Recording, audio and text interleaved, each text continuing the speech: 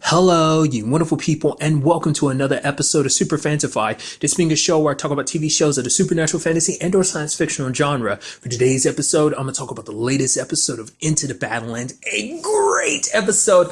A lot of amazing things went down this episode, so I've got to break everything down bit by bit. First of all, we have Sunny and Baji meeting Nkari, the Bad Witch. And it is kind of interesting. They were like... She obviously sees a lot, knows that Henry is possessed by the gift, and it's like, oh, you're a dark one, and is willing to help.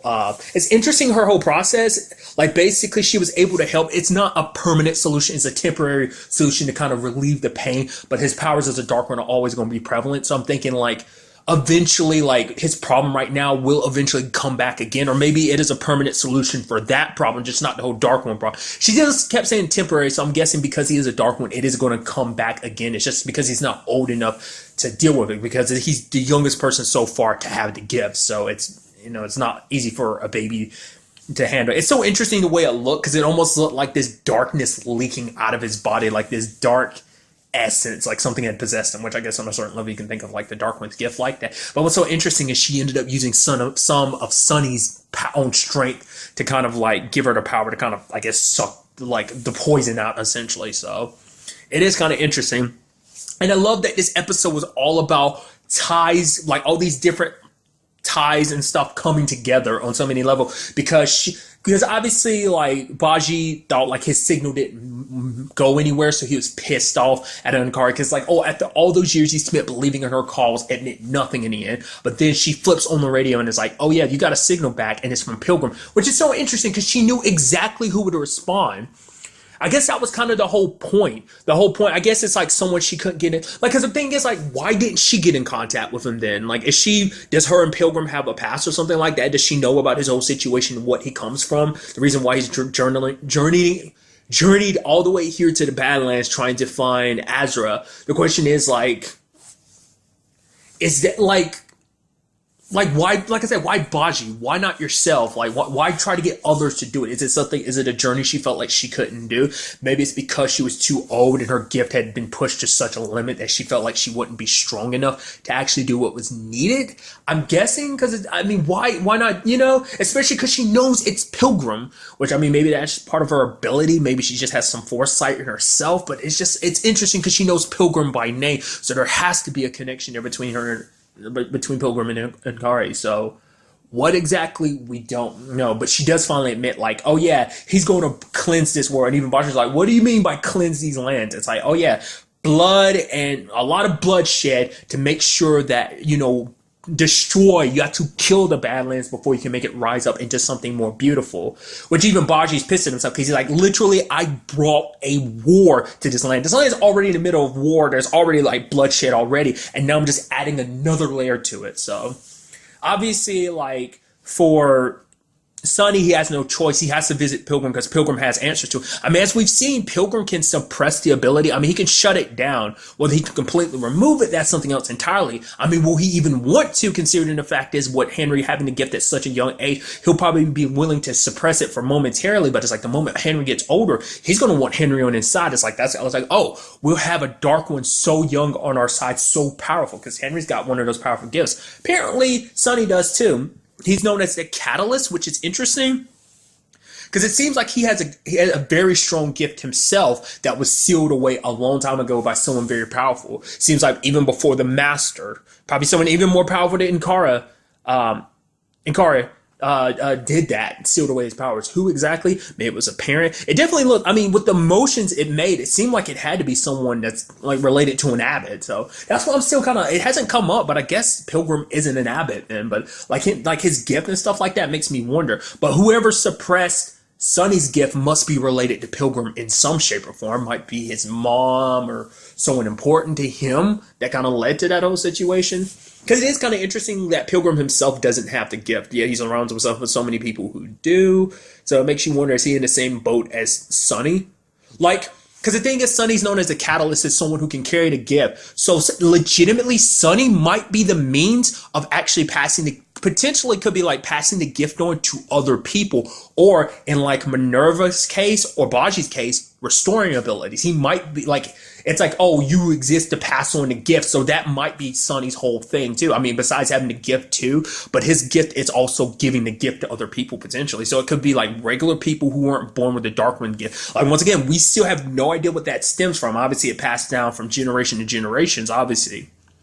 Well, that must mean MK's the same way too, or at least, I mean, if Henry's got it, that must mean that MK's parents must have had it. Like, at least his mom might not have had it, but his dad, I mean, that's a situation that's never come up before. That's something we haven't explored. Maybe that'll come up this season, but it's like, yeah. So, I mean, a catalyst, that's the only way you can look at it. So that could be why Pilgrim's so interested in him, because he could either give it to normal people who aren't blessed with it, or, you know, and or restore it to people like Minerva himself, potentially, if he's in that situation in Baji. So that'd be interesting to find out if that's the case. It's so interesting because obviously, like, MK gets brought into this, but like, obviously he kind of wanted to go his own way, but it's like, nope. Don't worry, we are searching for Azra. And it's like, oh, what has he been looking for this entire time? It's Azra. So it puts him in that same situation of like, oh, I might join these people. Obviously, it pisses Castor off because he kind of goes off, because for him, it's like, I'm still here and alive. Pilgrim trusts me, and yet you're already willing to replace me with someone else. To be fair, MK is a little different because he doesn't need to cut himself to activate his ability like Castor does. So, and plus Castor's literally on his last life, which Pilgrim is fine with. But he's like, if you know, he wants Castor to be around because, like, obviously the high priestess is kind of like, no. If, you know, his light will burn out soon enough. But it's like, no, I'm not going to hurry him to his grave, because they're not just pawns or a piece to this puzzle, people that he's willing to sacrifice. He loves them. He cares about them. I guess they're almost like his own children. So what's kind of interesting is kind of like the way Castor was blaming, like, getting on Nyx. It's like, oh, you're going to take him to your bed too. So I guess there's something between Castor and Nyx where it's kind of like, we're a thing.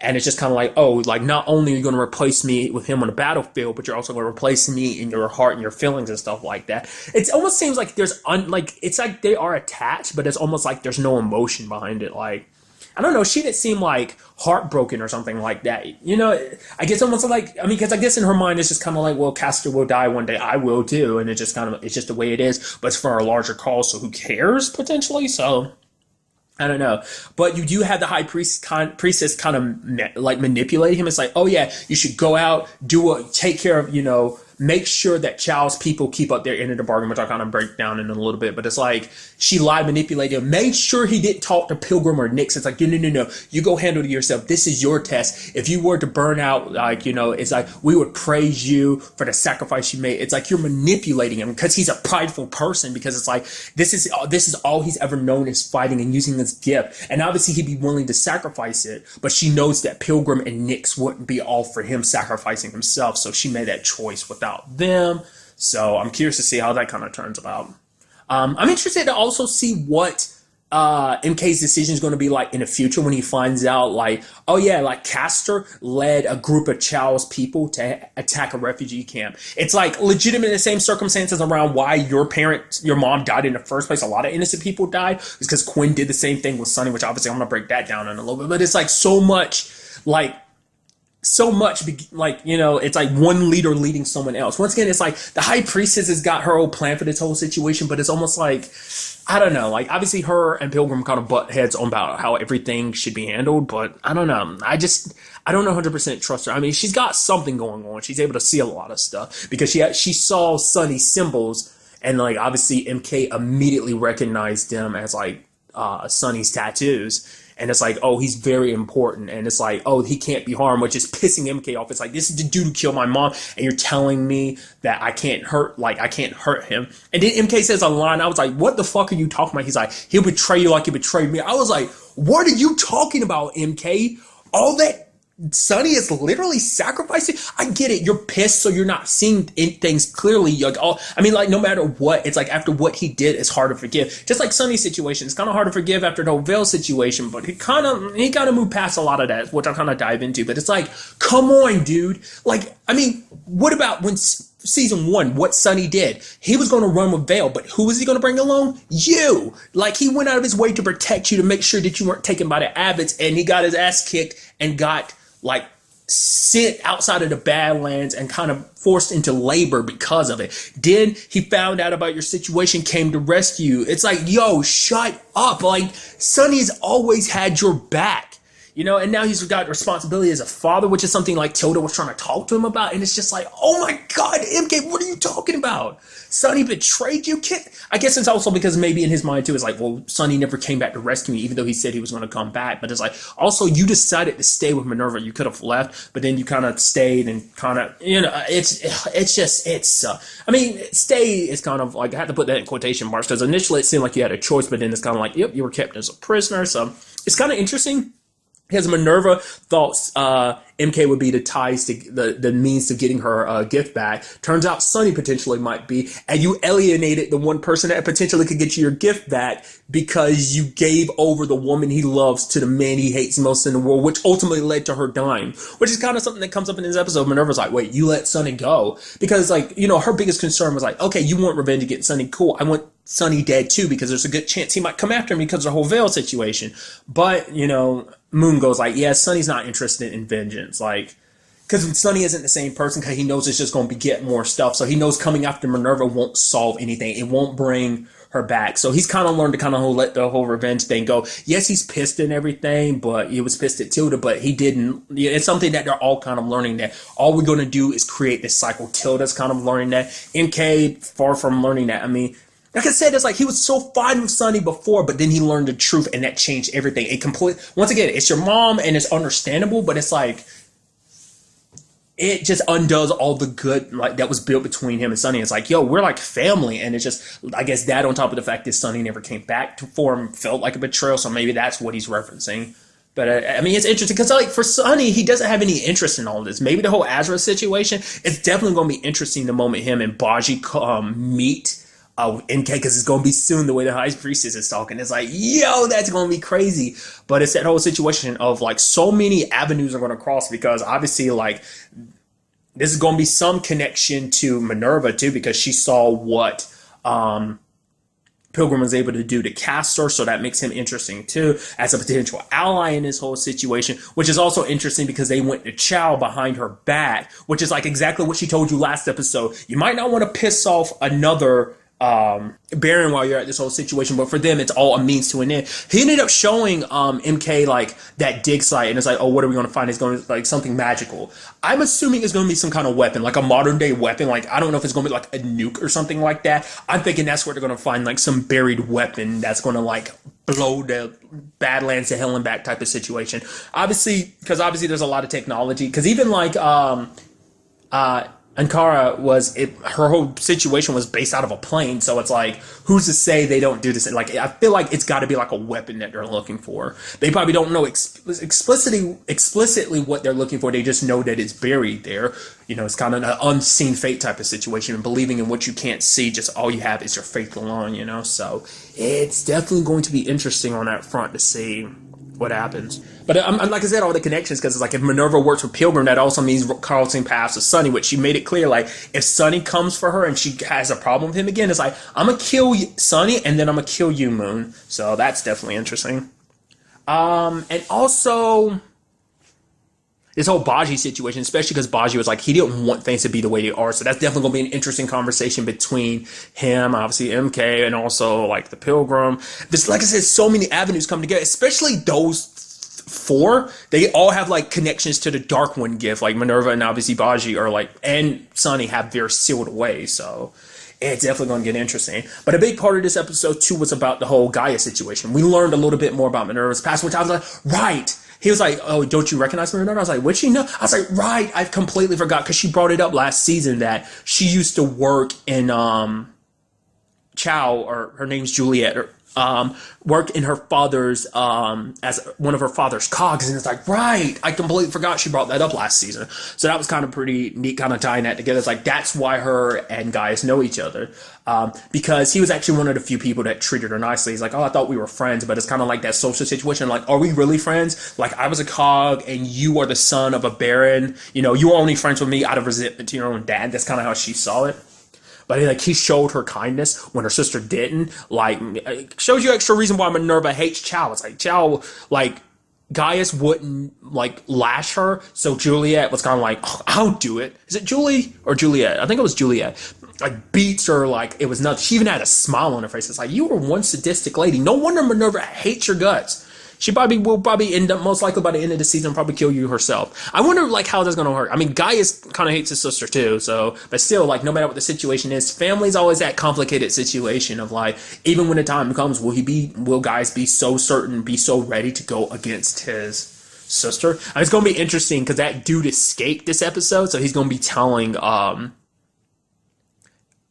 Juliet about that, Chow about that. So it's going to be interesting. I did like them all kind of working together. Tilda using the whip on Castle, which is pretty badass when he's using that bike and just slashing people. It's like, I don't know why, just people using bikes in fights like that are so sick. Like, because I think it makes me think of Final Fantasy VII, the whole like bike sequence. That's always like my most memorable moments from that game is just that bike sequence. Because when I originally played that game years ago, or at least watched my cousin play, I was like, that's the coolest sequence ever. So nevertheless, I think that's what kind of stems from it. But his fight with Tilda, and then his fight with Minerva, then Odessa, and Gaius, and Nathaniel all fighting together. It's like having each other's back. It's like things are going to get complicated. Like obviously Odessa and Tilda have a very complicated relationship when it comes to Minerva, but obviously that's going to change because it's like, you know, Tilda's probably willing to look at things from a different point of view. I'm sure Odessa is too, because it's like, well, they came to your aid. So it does show some good sight in it that, you know, Minerva hasn't completely lost touch because she does care about people.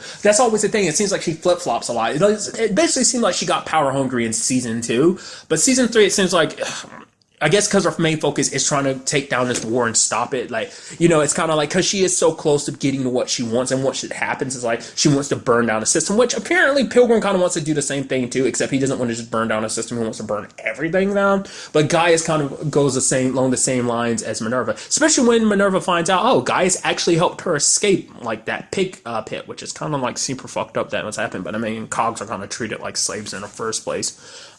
It's such a shame. She made a simple mistake. Gaius got cut helping her pick up the glass, and Minerva got punished for that. Got slapped in the face, lashed, and then put in a pig's pit, which sucks. So Minerva wants to pretend like there was nothing there, but I think it was. It's something that, you know, Lydia kind of points out. Like, you know, it's like, obviously, like, Minerva has her past with men. It's like, obviously, her husband, she found out all the terrible shit that he did.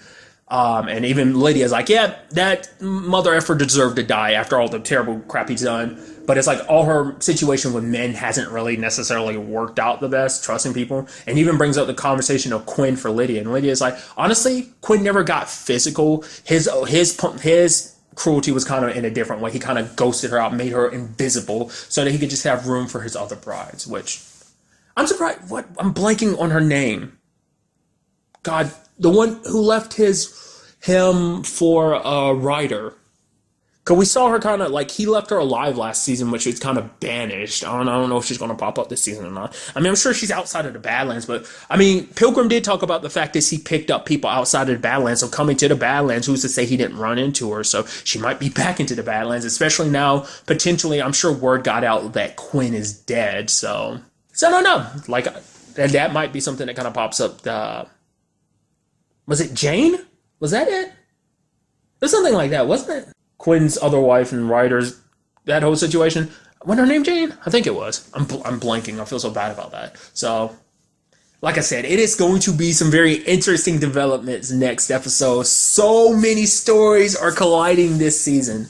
And it's going to be interesting to see how this whole situation plays out. Because obviously, like, personally, I don't side with this whole Pilgrim situation. It's like, you can't trust him because his way of doing things, I don't think is the answer. But obviously, he's one step closer to Azra, which is something Sunny and Baji and a lot of people connected to this whole situation and MK have all been searching for. But like I said, I am curious to see when it's all said and done, will MK's opinion change once Tilda's like, yeah, that dude came and attacked.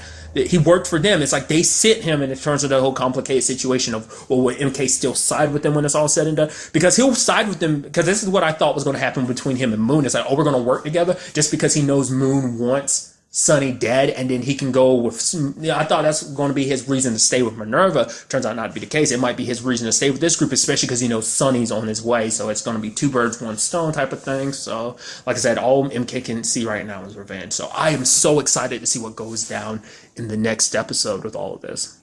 But really, that's all I want to talk about. Till the next time we meet, be happy, be safe, live life to the fullest, and enjoy it. Good day and goodbye.